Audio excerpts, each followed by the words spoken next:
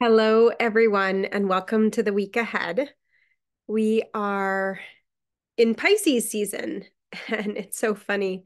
When the sun entered Pisces, I had this feeling of like, welcome to the rainy season, welcome to the wet season. At least here in Northern California, where I am, there's been torrential downpours ever since the sun entered Pisces and the moon entered Cancer. But it's really not just, it's not just the weather. Um, the energy of this particular time is an entry point into transitional, mutable water from the perspective of the sun. And then we have the moon in Cancer, which is cardinal water when it comes to our evolutionary body. Right? I say this often, evolution happens through the emotional body. And to be entering into a season of water, to me, indicates the possibility for us to deeply heal some of those grounding and foundational emotional roots in order to prepare to actualize in new creative ways. And that's what this week is all about. We have a first quarter trine right now of in terms of the lunar phase. The sun entered 0 degrees Pisces, the moon entered Cancer around that same time, and the moon just made a trine to Saturn, is going to be moving into a trine to Neptune in the next day here. And as we are looking in our lives for the opportunity to heal, it is going to be to the extent that we are able to feel. And this Aquarian energy is very strong in terms of intellectual, collaborative ideations. It brings a lot of possibilities to the creative front of our communities, our connections, our ways of relating to our daily life. One of the things that came up for me in my meditation was like, what is the rhythm that I want to take within my life? And that rhythm, you know, is attuned around a cycle that begins with rest. So I set Sunday as a day of rest, Monday as a day to bless, Tuesday as a day to tend, Wednesday as a day to play, Thursday as a day to prepare, Friday as a day to create, and Saturday as a day to serve. Setting an intention for each day of the week, not to say that I won't rest and bless and tend and play on any given day, but just that each day carries its own creative frequency, intentional frequency, and is nourishing and serving the larger evolutionary journey of my life, which is a desire to be more deeply rested, to feel more connected, to have more pleasure and intimacy, to have more time for self-care or creativity.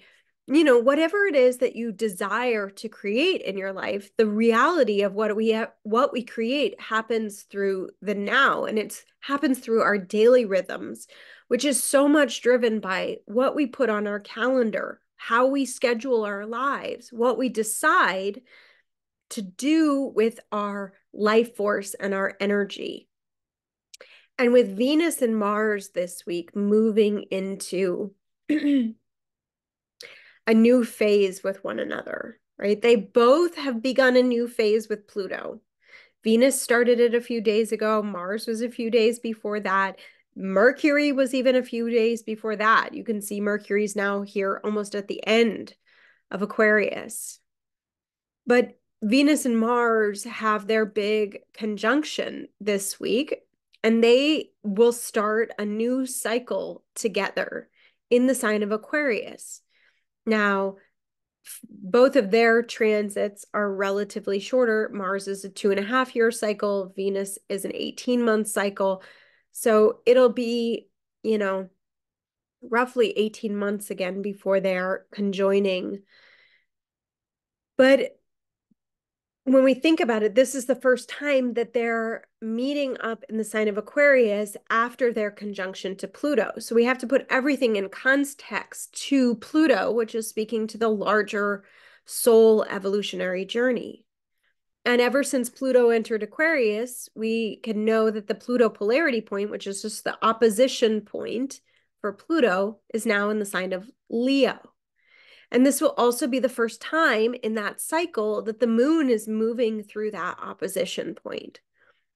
So in terms of our own evolutionary journey, whether related to money, finances, our self-worth, self-value, relationship, communication of those values, connection, collaboration, there's energy pointing in the direction of, hey, let's do this together, but it's about creatively actualizing in your own individual way. It's about having a dream, a larger dream for the future, a larger vision for ourselves. One of my mentors is Shiloh Sophia. She talks about the 500-year agreement, right? We all know that in these physical bodies, we're not going to be together for the next 500 years. But we are, and on this, like from this evolutionary perspective, we have an impact on the next 500 years.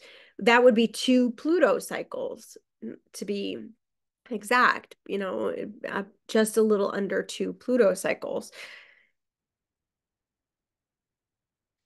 That happens through the daily movements of our lives. It happens through the recognition of our desires, our longings.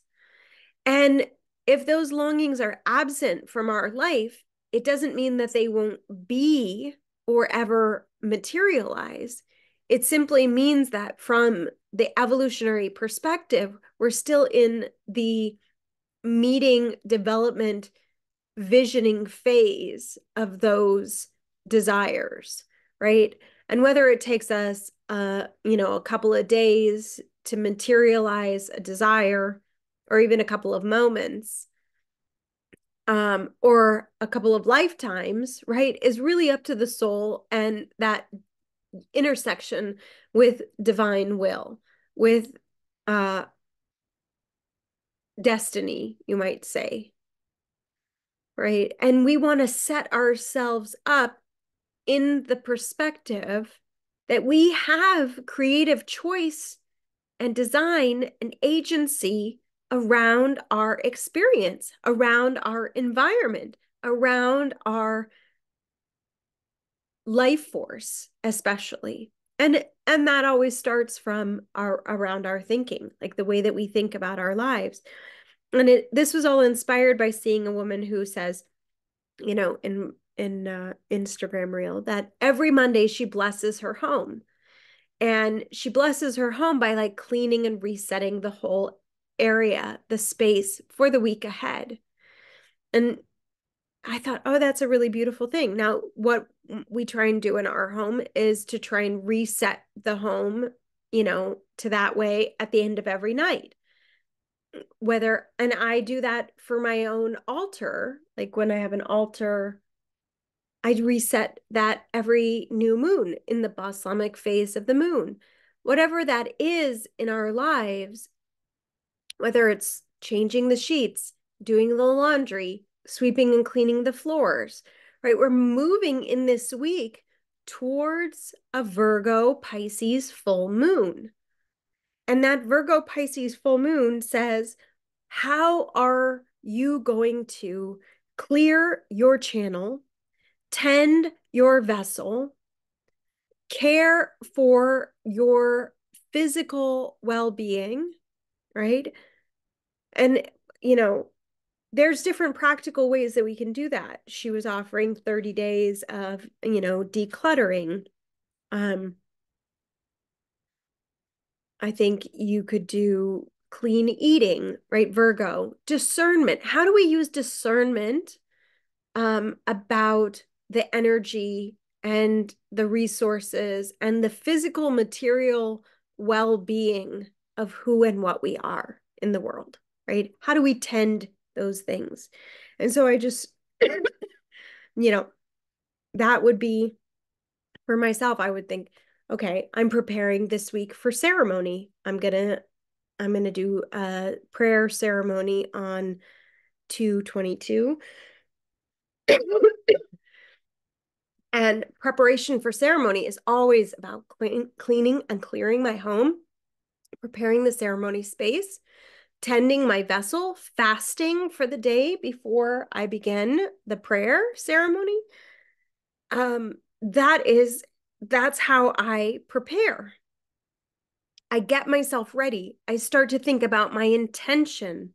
And even before the ceremony begins, the intention itself of what is wanting to heal in my life starts to reveal itself, right? The questions that I'm walking with, the prayers that I'm walking with start to come to the surface, and they become things that I'm bringing into that ceremony. And this morning I did something which I've never really done before. In my prayer and meditation time, I asked God for a scripture, like to point me in the direction of what I should focus my mind on. And I opened to Psalm 66, which says, "Praise be to God, who has not rejected my prayer nor withdrawn his love from me." I thought, wow, that's a really powerful and profound message to receive. Whether we receive messages from an oracle card or from scripture, from a book, from a friend, wherever the message or the medium comes from, the importance is in what does that evoke in my heart. And it's like evoking the sense of gratitude that, one, my prayers have been heard. Whatever I've been calling for, longing for, praying for in my life, those prayers have been heard. And there's something about it that says also, and the love that loves me has not been withdrawn. And a part of our human condition is often a feeling of suffering or struggling in aloneness, in feeling like, I've shared many times on my channel about the crisis of faith that can come up for me at times, the grief, of the heart, and struggling in interpersonal relationships where it's easy for people to withdraw their love. It's easy for people to be emotionally available or physically available or sexually available. But when our attachment wounds are triggered, when our fears are triggered, when our feelings from the past are triggered, we can easily pull towards separation.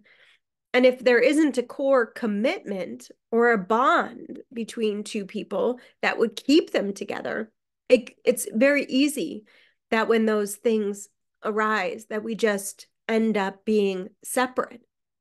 And, or even when there is a bond, like marriage or any other kind of core commitment, like a business commitment, and those same fears and attachments and transgressions of the past, which aren't always our fault. Sometimes they are familial conditioning. Sometimes they are um, environmental issues or social conditioning that we've received around relationship. And we haven't yet learned how to be kin to one another without those core commitments, how to be responsible to one another for relationship without having some sort of contract that's holding us in place to that, like I'm responsible to you for resources, for connection, for love. And then you just decide, well, something I did doesn't please you. and you're gone. You're out of here, right? You can just as easily unsubscribe from the channel if you felt offended that I read scripture, or if you feel like I go on and on too much and it doesn't, like, there's no core commitment holding us together except for your choice and free will and my choice and free will, right?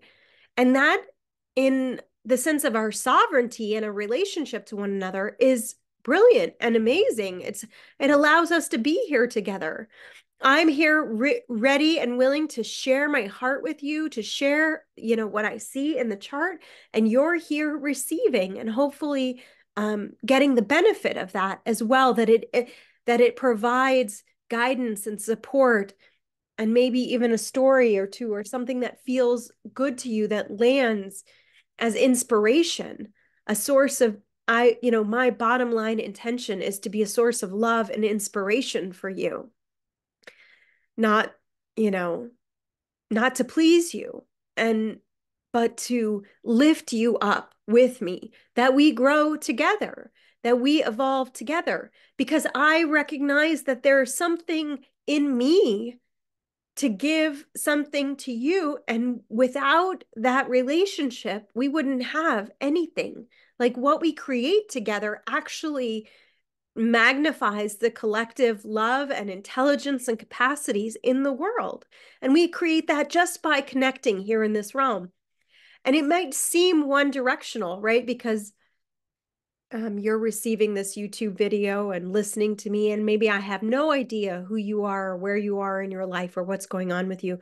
But the bridge to that connection is the infinite loop of reciprocity, right? Where you also share your love, your comments, what touched you, what blessed your heart on the YouTube channel, or where you come into circle with me in my classes or in my small group, in my teachings, or you do a session with me and we get to work and look at your life and the context of your life together in a more intimate way, where it's like about really serving your soul and your soul's journey. But however we're doing that, in this time in particular, the Virgo, as we grow towards the full moon, we're going to have the building energy of light moving through our creative, joyful, expansive actualization. The moon's going to be moving through opposition to Pluto, opposition to Mars, to Venus. Venus and Mars are going to be conjuncting one another, beginning a new phase. There's going to be so much energy that says, you can do it, right? And all of that is moving towards a square to Jupiter. And whenever we have big, big, big expansion energy, we have to do something to anchor it. Something to anchor it, because whether it's an expansion of our anxiety, our fear, our worry, right? The body is an anchor for those feelings, whether it's an expansion of our joy, our pleasure, our excitement. The body is an anchor for that experience.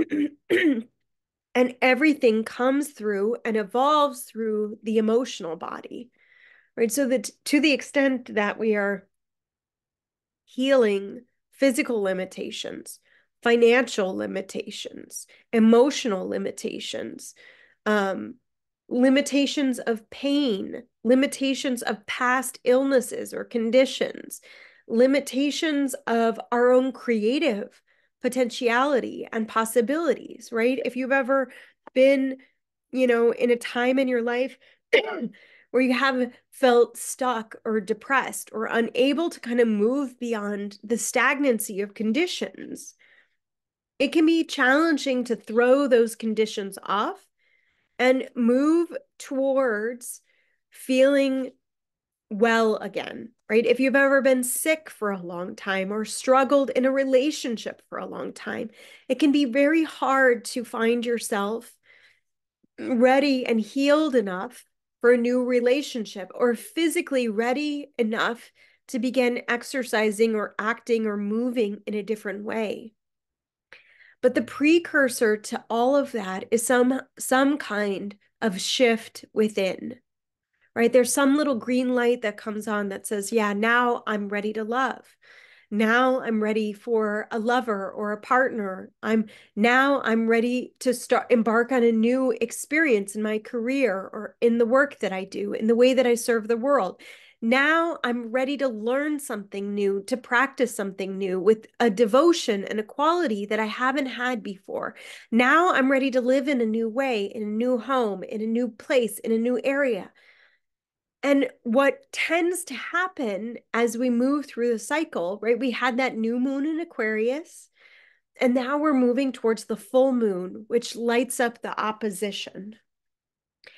And from an evolutionary phase perspective, I'll give you the opposition, because I think that, I'm going to keep coming back as we learn together to the phases as Jeffrey Wolf Green talks about it. The evolutionary intent that manifests within the full phase is the need to integrate into social reality as an equal, right? As an equal. And one of the greatest equalizing forces in the world is our humanity, right? You can be at different socioeconomic levels. One of my old bosses used to say to me, Michelle, everybody poops. Don't put someone up on a pedestal. Don't make them more than you, right? I would say differently. Everyone has a body. Everyone's human. We're not always in the same socioeconomic boat. We're not always coming from the same family background, or we're not living in the same environment or condition. You may be watching this from somewhere across the world from me in a completely different age and phase and stage of life. But accordingly, the full force of other people's wills, desires, and reality are as strong, right? They have to come up to the surface, right? And even those imbalances, like going back to the scripture that I was reading, right? It says God heard our prayers and did not withdraw his love. There's something about stepping out of a pattern. If we've been in a relationship where one of the patterns is withdrawing emotionally, physically, there can have been a built up fear inside of us. I'm not good enough. I'm not lovable. I'm not, right? If we had a parent who was in and out of being available for us in whatever ways, mother, father, it doesn't matter, where that conditioning, that like love is conditional. I have to be a certain way. I have to behave a certain way. I have to feel a certain way or respond in a certain way in order to ensure the survival of this connection.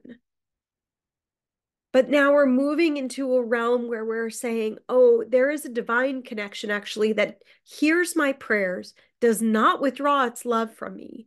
And what is implicit in that is that those prayers are answered, because love would always answer us with more love, because love is always available to us, but not always in the human form, right? It's the human form where we learn to be conditional. If you do this, if you do that, if you act this way. But the more we move into being authentically who we are, Chiron, I didn't even get into like Chiron with the North Node. Chiron is traveling with the North Node, just started a new phase conjunction with the North Node, right? If we're in touch with the woundedness and the places where we feel afraid of our desires of being hurt by others and hurting others, of the repetition of the past relative to that, but we see that, oh, clearly I'm in a new phase in my life where things are just starting to begin. What discernment do we have to face? What choices do we have to make in order to equalize ourselves in relationship, in order to set ourselves free and be independent of the past conditioning, in order to actualize and fulfill ourselves through relationship, right? What things do we need to name? What things do we need to heal? What things do we need to realize and recognize within ourselves that we can step into connection in a new way. And I really do think that this full moon is going to highlight those places of discernment, you know, Virgo, Pisces, boundaries, um, you know, and connection. And that discernment will really help us to know how to anchor our physical body through these changes. We're going to have to be bringing online new things that are going to really help us in this new phase.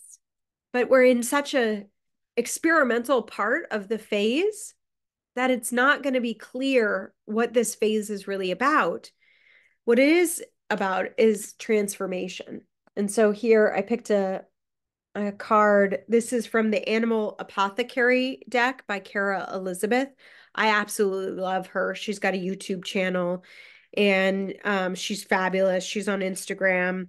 She's one of my favorite cool people out there in the YouTube universe. And this card, I think, really speaks to the energy of what we're all about in this time. We are transforming. You know, this is what rebirth is all about. The phoenix rises from the ashes. It is the medicine of profound change. It is the sacred rebirth of ourselves through the alchemical process of change. And that is what's happening right now. This is why my program Rebirth is devoted to this, devoted to the soul's evolutionary journey. The other element of this is that we are healing something that's very ancient in a modern world, you know, and a part of what I've decided to do in this next 6 months is devote each month to a goddess in astrology. I've been working with the goddesses in the natal chart since I began my practice, and I'm starting with 6 goddesses. This Friday, I have an introduction class to the goddesses. I'm going to be talking through each of their evolutionary journeys for the year ahead. So if you want to join me for that, there is an event link in the description of this video below. It's totally free to you. You can join me for the class. If you're there live, you can ask questions, and I'm even available to look at your chart with you. So I hope that you will be there with me in the class. And if you like this video, please give it a thumbs up. Please subscribe to this channel if you haven't done so already. And as always, I love hearing your voice. Thanks so much for being here, and bye for now.